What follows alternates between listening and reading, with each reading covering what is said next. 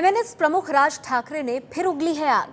मराठी मुद्दे पर राजनीति करते हुए राज ने मुंबई में नए परमिट वाले ऑटो रिक्शा को आग लगाने का बयान देकर खलबली मचा दी है।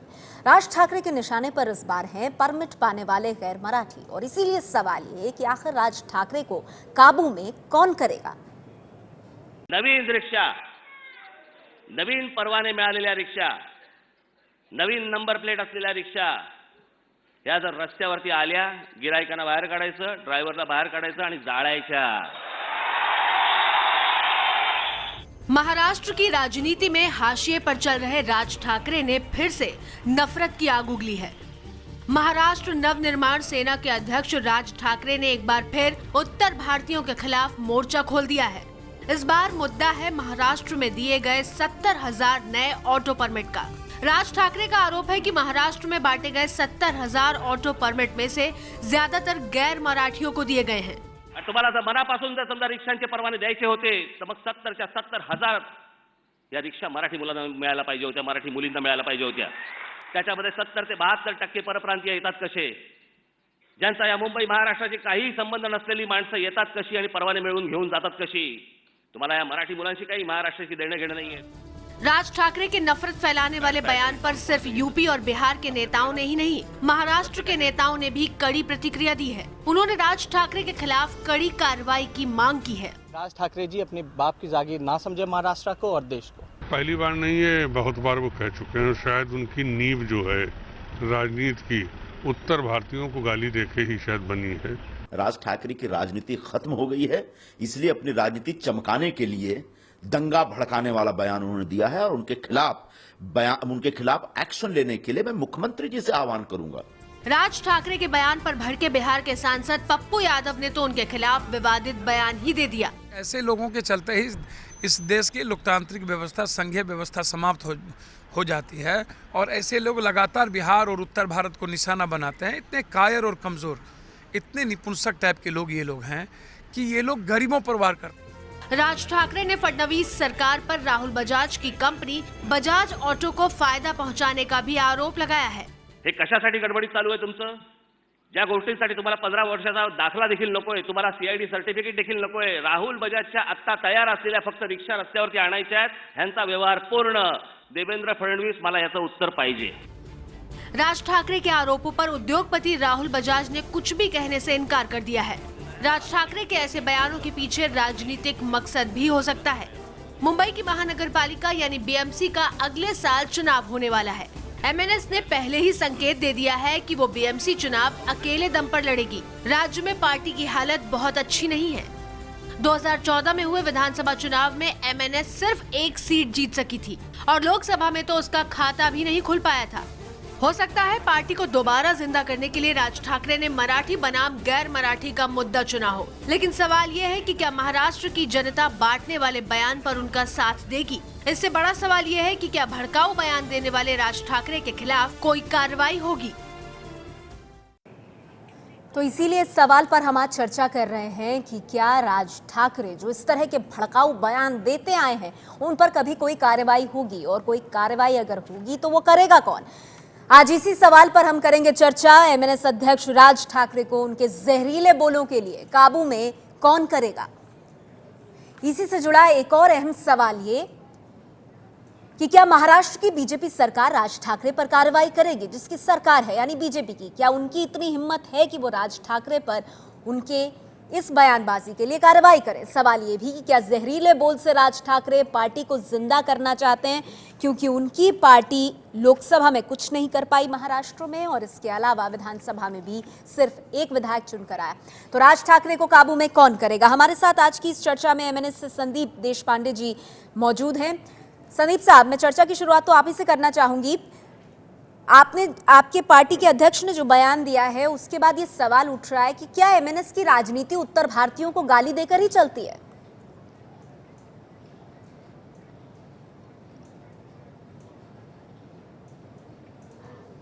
रिमोट देने का आवाज चल नहीं दे रहे हैं। संदीप जी, मेरा सवाल आपसे, और हमारे साथ बाकी मेहमान भी जुड़ गए हैं। संदीप जी, मेरा सवाल आपसे बहुत सीधा है। जिस तरह के बोल आपके अध्यक्ष राज ठाकरे ने बोले हैं, उसके बाद तो सवाल ये उठता है ना कि क्या एमएनएस की पूरी राजनीति उत्तर भारतीयों को गाली देने से ही चलती है?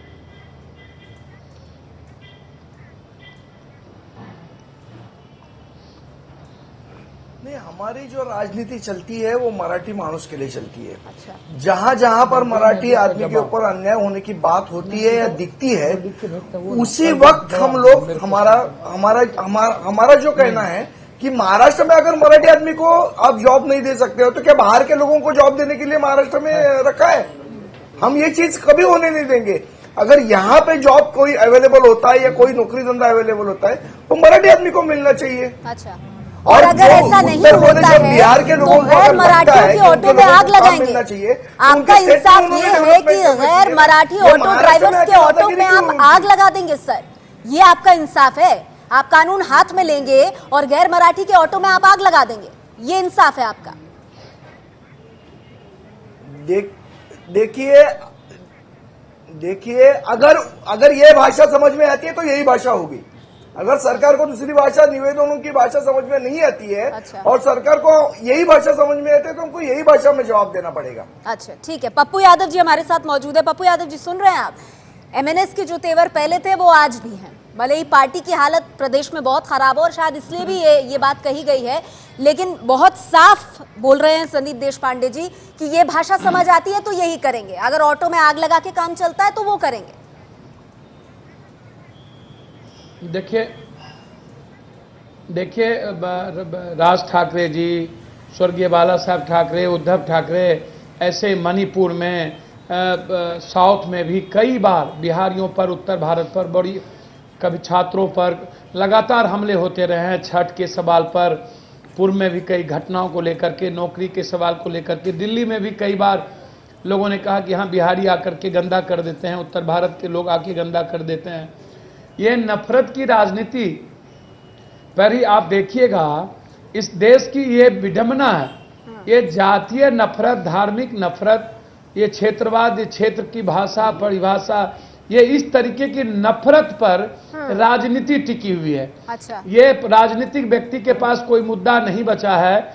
गरीबी के लिए नहीं लड़ेंगे, भ्रष्टाचार के लिए नहीं पप्पू यादव जी, लड़ेंगे, कॉमन एजुकेशन के लिए नहीं लड़ेंगे, हेल्थ के लिए लड़े राज ठाकरे जी।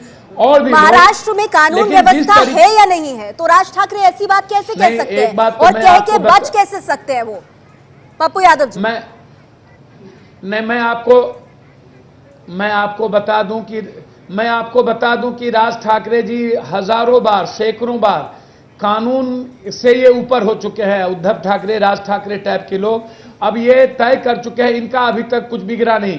काम कई बार कोर्टों में हुई, इनको हाई कोर्ट से, सुप्रीम कोर्ट से राहत मिल जाती है और ये मस्त होकर के अपनी बात कहते हैं, क्योंकि धारा में जो कानून की धारा है उसमें इनको बहुत पकड़ने की कोई छूट नहीं दे रखी है। अवेलेबल सेक्शन होता है, कोई धारा सरकार बहुत मजबूत धारा नहीं लगा पाती है, न्यायालय से छुटकारा मिल जाता है। न्यायालय कानून, इन्वेस्टिगेशन ऑफिसर के जो तरीके हैं उससे बहुत कमजोर प्रक्रिया है कानून। मंशा नहीं है कि राज ठाकरे जैसे लोग जो हिंसा को बढ़ावा देने वाले बयान देते हैं उनके साथ सही तरह से कड़ाई से कदम उठाया जाए। पप्पू यादव जी, आप अहम बात कह रहे हैं। मेरे साथ यहाँ चर्चा में प्रोफेसर अवनीश अवस्थी भी मौजूद है।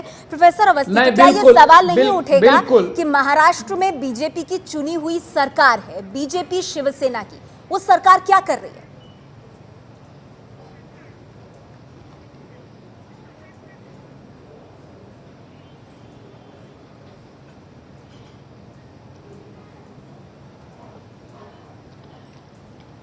प्रोफेसर अवस्थी, आप सुन पा रहे हैं मुझे? मैं आपको बोलूं, मैं आती हूँ पप्पू जी, मैं आती हूँ तुरंत। बंद हो गई है मेरे पास तक, मैडम अब तक मेरी आवाज पहुंच रही है तो मैं बोलता हूँ जी। ठीक है, मैं कोशिश करूंगी। अब आवाज आ रही है मुझे जी, आपको आ रही है। मेरा सवाल यही था, प्रदेश की चुनी हुई सरकार क्या कर रही है? राज ठाकरे नेता जब इस तरह के जहरीले बोल बोलते हैं तो क्या सरकार को कदम नहीं उठाना चाहिए?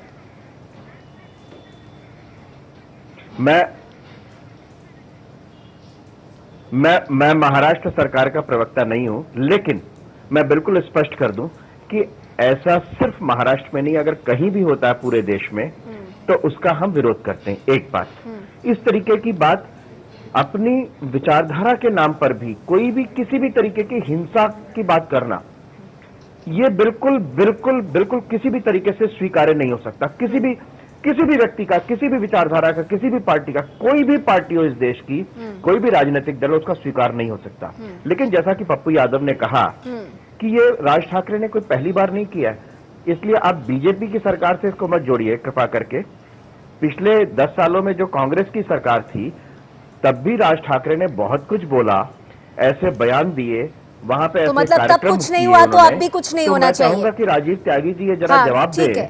कि आप लोग तब इसी तरह से राज आरोप ठाकरे के प्रत्यारोप खिलाफ ट्रेड क्या करते किया रहिए, गया, तब और कुछ अगर नहीं हुआ तो शायद आज भी नहीं तो होना तभी चाहिए। उनकी आज हिम्मत राजीव पड़ रही त्यागी कि जी, वे फिर से ऐसा बयान दे रहे हैं। प्रोफेसर अवनी जी, नहीं प्रोफेसर अवनी जी, नहीं, आरोप की बात नहीं है ये। प्रोफेसर अवनी नया जी जी, शबस्ती नया जी, कह रहे नया हैं, जी, नया जी, अतीत रहा, आरोप की एक बात ट्रैक नहीं है। रिकॉर्ड नया रहा जी, राजीव आरोप त्यागी की बात जी, नहीं है। ठीक है, बात नहीं नहीं, ये है कि अभी पप्पू यादव ने कहा, मैंने नहीं कहा। हाँ। पप्पू यादव ने कहा कि ऐसा है कि राज ठाकरे, उद्धव ठाकरे, पप्पू यादव ने कहा कि ऐसे तमाम लोग कानून से ऊपर हो चुके हैं और ऐसा पहली बार नहीं, उन्होंने बहुत पहले भी ऐसा किया है।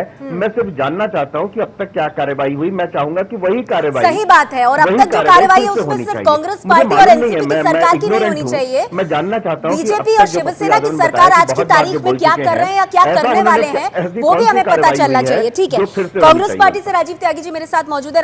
राजीव त्यागी जी, प्रोफेसर अवनी जी शबस्ती पूछ रहे हैं कि राज ठाकरे का ये ट्रैक रिकॉर्ड रहा है और इससे पहले भी इस तरह की बयानबाजी वो करते रहे हैं और उन पर कभी भी कोई कड़ी कार्रवाई नहीं हुई है और आप लोगों की सरकार रही है प्रदेश में।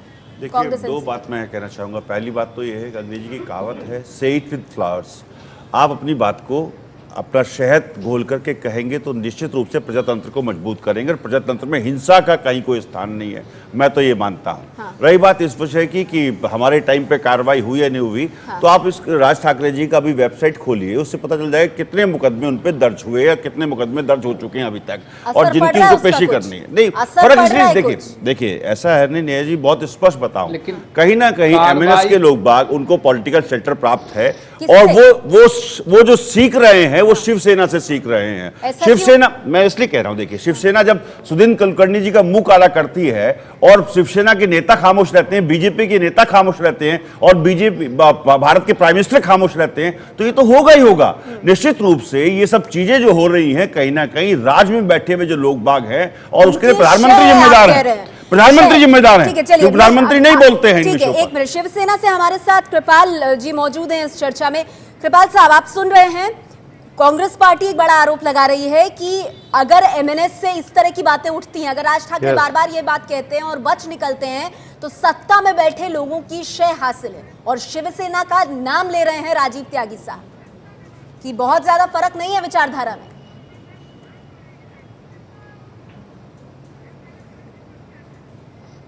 ऐसा है कि राज ठाकरे जी ने जो बयान दिया है वो दुर्भाग्यपूर्ण है। उन्होंने, सरकार ने जो कार्रवाई, जो लाइसेंस के बारे में जो परमिट देने की बात है, ये महाराष्ट्र राज्य के जो हमारे बेरोजगार युवा मंडली है उनको लाइसेंस देने की बात थी। और हमारे रावते साहब जो कि परिवहन मंत्री हैं, उन्होंने बाकायदा कायदे कानून से परीक्षा लिए गई है और जिनको मराठी आती है, लिखना आती है, ठीक है, जान सकते हैं, हाँ। ऐसे भाइयों को वो लाइसेंस देने का काम किया है। हाँ। हम पर प्रांतीय या दूसरे राज्य से या किसी राज्य से आए वाला बात उसमें नहीं है। हाँ। उसको मराठी आना चाहिए। हाँ। हर राज्य में यही होता है। हम चर्चा कर रहे हैं राज ठाकरे के जहरीले बोल पर लगाम कौन लगाएगा, काबू में कौन करेगा। हमारे साथ तमाम खास मेहमान मौजूद है और अब हमारे साथ वरिष्ठ पत्रकार अशोक वानखेड़े जी भी जुड़ गए। अशोक जी, मैं आपके पास आऊं उससे पहले जरा मैं एक जवाब लेना चाहूंगी। देशपांडे जी एमएनएस से हमारे साथ मौजूद हैं। देशपांडे जी, एक बात बताइए, दिक्कत क्या है आप लोगों को? जिन लोगों को ये ऑटो परमिट दिया गया है, जिनको मिला है, वो नियम कायदे के हिसाब से मिला है, उनको मराठी भाषा आती है, बाकायदा परीक्षा पास की है इसके लिए उन्होंने। इसमें यह भी कंडीशन थी कि भाई आपका डोमिसाइल होना चाहिए, 15 साल तक आपको रहा हुआ होना चाहिए वहां पर, यह कंडीशन भी फुलफिल हुई है। 35,628 परमिट बांटे गए हैं इस हिसाब से। फिर क्या दिक्कत है आपको?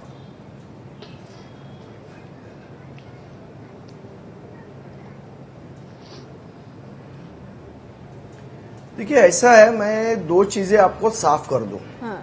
हमारा कहना यही है, जो डोमिसाइल सर्टिफिकेट की कंडीशन थी उसको रिलैक्स किया गया, जो पुलिस वेरिफिकेशन की कंडीशन थी उसको रिलैक्स किया गया। अच्छा।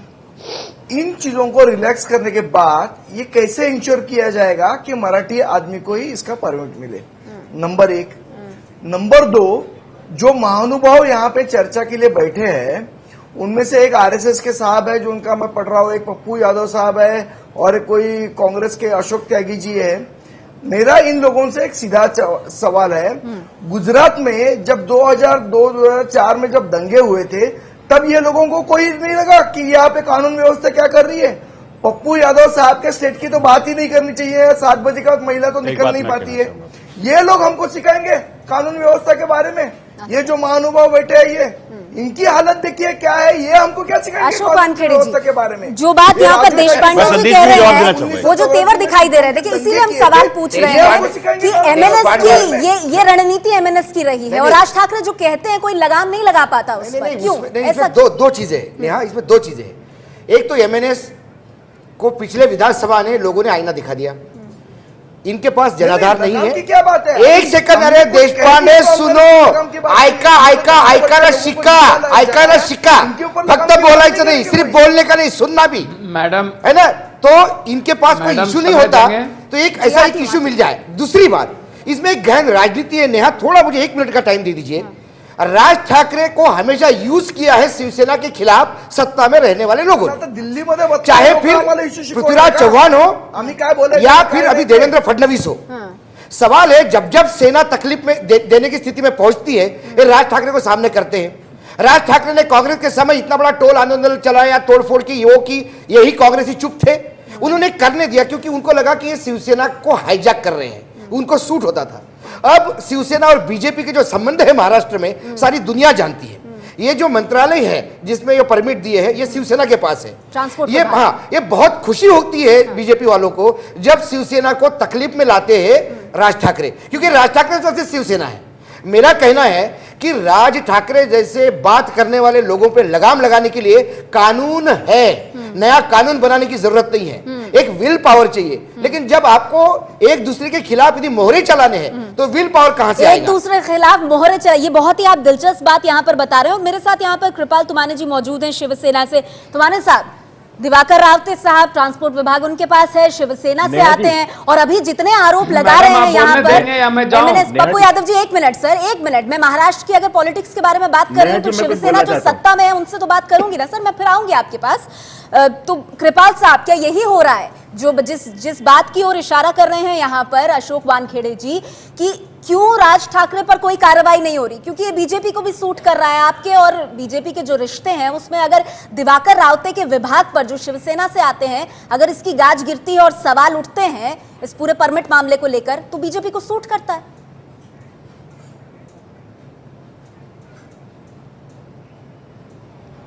भाई, जब भी बोलते बोलते आपने हमें रोक दिया था, आपकी ब्रेकिंग न्यूज आ गई थी। इस महाराष्ट्र के विकास के लिए जैसा पप्पू जी कह रहे थे, कायदा कानून की बात है, महाराष्ट्र में सबसे अच्छा कायदा कानून है, पूरे देश में है। और माननीय बाला साहब ठाकरे जी और माननीय उद्धव साहब ठाकरे जी के नेतृत्व में बहुत अच्छा काम किसानों के लिए अशोक वानखेड़े जी जानते हैं, अच्छा काम इस महाराष्ट्र में होने जा रहा है। गृह मंत्रालय मुख्यमंत्री के पास है, एक जमाने में गृह मंत्रालय आप लोगों के पास हुआ करता था। इसकी बात है तो ट्रांसपोर्ट मिनिस्ट्री ने अपना जो काम, बोलिए, महाराष्ट्र में जो लाइसेंस दिए गए कायदे कानून के हिसाब से दिए गए। राज ठाकरे जी को डर है कि अभी जो विधानसभा में उनका जो हालत हुई है, एक विधायक उनका चुन के आया और सबसे बड़ा ध्यान उनका अभी मुंबई महानगर पालिका पे ऊपर लगा हुआ है, उसके लिए शायद वो काम कर रहे होंगे। तो उनको लगता है कि कहीं ना कहीं हम अभी मराठी लोगों का मुद्दा हाथ में लेके इस मुंबई पे कब्जा कैसा करें, और उनको कौन अंदर से मदद करता है, क्या करता है, वो अलग की बात है, जिनको करना है करे। लेकिन हमारे शिवसेना को कोई फर्क नहीं पड़ने वाला है। मुंबई महानगर पालिका शिवसेना जीतने वाली है।